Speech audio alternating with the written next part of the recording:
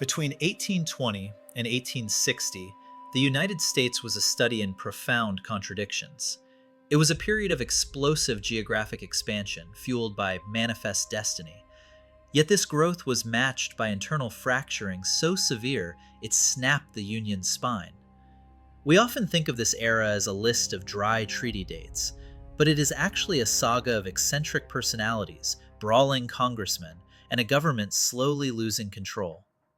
Welcome to the story of how the US government tried to legislate its way out of a moral crisis, only to end up with political paralysis and physical violence in the Capitol. If you want to understand the political powder keg that blew up the country, hit that like button and subscribe.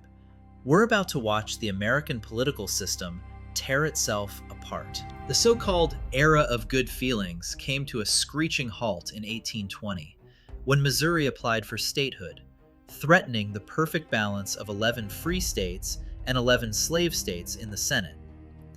Even former President Thomas Jefferson, watching from retirement, was scared. He called this crisis a firebell in the night that filled him with terror. This momentous question, like a firebell in the night, awakened and filled me with terror. The solution? Henry Clay brokered a deal.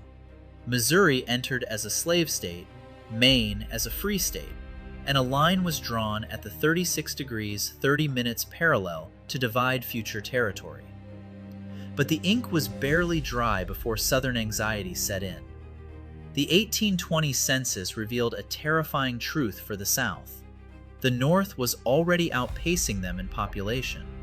Maine had 300,000 free residents, while Missouri had only 66,000 total. And that anxiety drove the next 40 years of conflict. Fast forward to 1832. The Tariff of Abominations from 1828 has taxed imports at nearly 50% to help northern industry, but it is crushing the southern economy. This pits President Andrew Jackson against his own Vice President, John C. Calhoun. At a toast during the Jefferson Day dinner, the tension in the room was thick enough to cut with a knife. Jackson stared down Calhoun and issued a command disguised as a toast. Our federal union, it must be preserved. A trembling Calhoun retorted, The Union, next to our liberty, the most dear. The toast was polite compared to what happened in private. Jackson threatened that if Calhoun continued defying federal law, he would do something drastic. I will secede his head from the rest of his body. By 1850, the California gold rush triggered a new crisis, involving the final efforts of the Great Triumvirate of Clay, Calhoun, and Webster. But the Senate floor was becoming a dangerous place. Tensions were so high that Senator Henry Foote of Mississippi drew a loaded revolver on Senator Thomas Hart Benton of Missouri right during a debate. Benton didn't flinch. He tore open his coat and roared at Foote. Stand out of the way and let the assassin fire.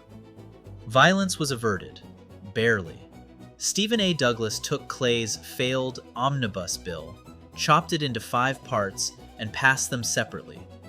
California entered free, but the South got a harsh new Fugitive Slave Act, 1854. Stephen A. Douglas wanted a transcontinental railroad for Chicago. To get Southern votes, he proposed repealing the Missouri Compromise line and allowing popular sovereignty, letting settlers vote on slavery in Kansas and Nebraska.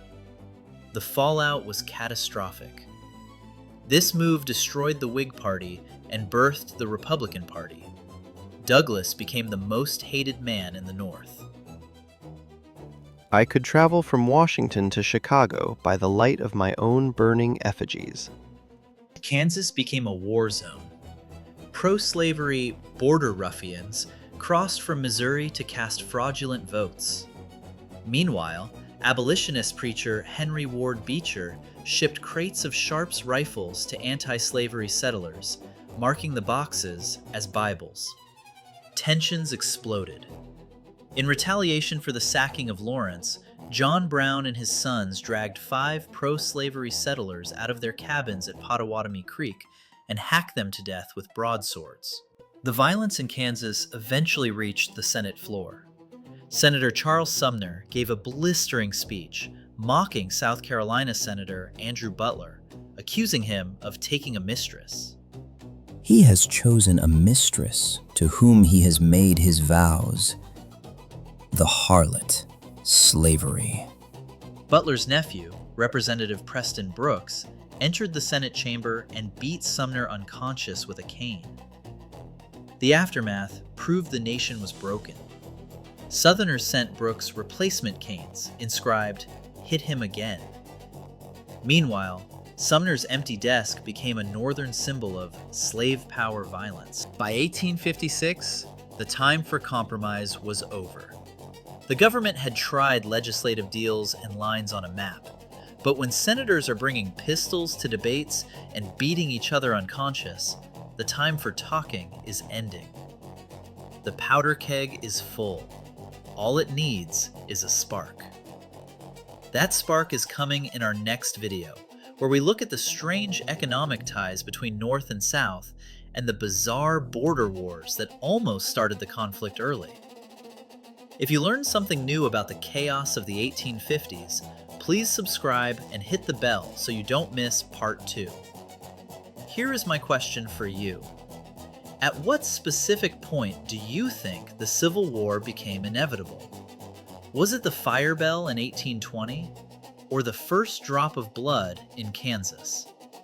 Let me know in the comments below. Class dismissed.